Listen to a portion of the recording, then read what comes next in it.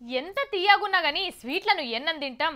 గట్టిగా అయితే ఓ 4, ఇంకొంచెం పెద్ద కడుపు ఉన్నోళ్ళైతే 5, అంతకంటే ఒకటి ఎక్కువ 6 తింటారు కావచ్చు.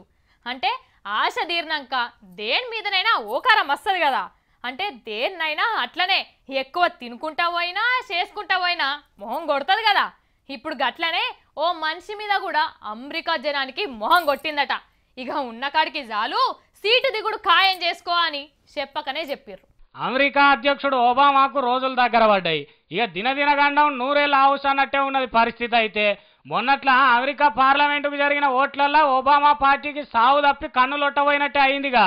ప్రతిపక్షం వాళ్ళు మెల్లగా మెల్లగా కలుగుల ఎల్కజొచ్చినట్టు జనంలోకి బాగానే చొచ్చుకపోయినరు. ఇక 36 రాష్ట్రాల గవర్నర్ కొలువులకు మెజార్టీ సీట్లు ప్రతిపక్షం వాళ్ళే పట్టుకపోయినరు.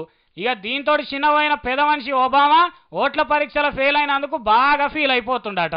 అయితే ఒబామా ముందుగాల అందరితోటి సప్పట్లు కొట్టించుకునే పనులే చేసిండు కానీ గాశారం అడ్డం తిరిగి అమెరికా ఆగం అయింది. ఇక రాను రాను రాజగురం అదేదో అయిందంటారు కదా, గట్ల తయారైంది అన్నట్టు. కానీ ఒబామా సారు ఫికర్ పడకు, 2 ఏళ్ల టైం ఉన్నది. ఈ లోపల ఒక్కపారి మా దేశానికి వచ్చి ఆపరేషన్ ఆకర్ష్ పథకం కింద గంపగుత్తుగా ప్రతిపక్షం లీడర్లను ఎత్తుకపోయి అవతల పార్టీని ఎట్లా లేవకుండా చేయాలనో టెక్నిక్ నేర్చుకొని పోతివా అంటే నీకు నీ పార్టీకి తిరిగే ఉండదు కానీ ఉత్తర సలహా ఇస్తున్నారు ఇటువంటి రాజకీయంలో తలలు వండిన కొందరు లీడర్లు.